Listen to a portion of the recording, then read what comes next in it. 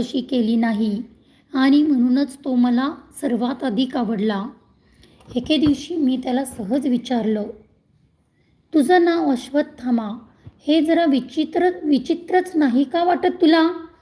लहान मुलांसारखं खळाळून हसत तो म्हणाला, बरोबर आहे तुझं.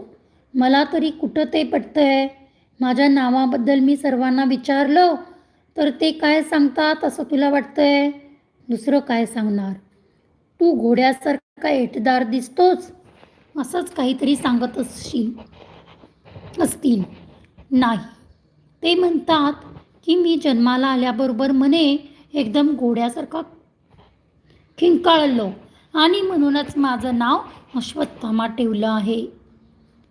पण मला नाही ते पटत. एखादं लहान मूल घोड्यासारखं खिंकाळणं कधीतरी शक्य आहे. पण खरं म्हणशील तर माझं नाव मला आवडतं, कारण माझे बाबा मला अशू म्हणतात.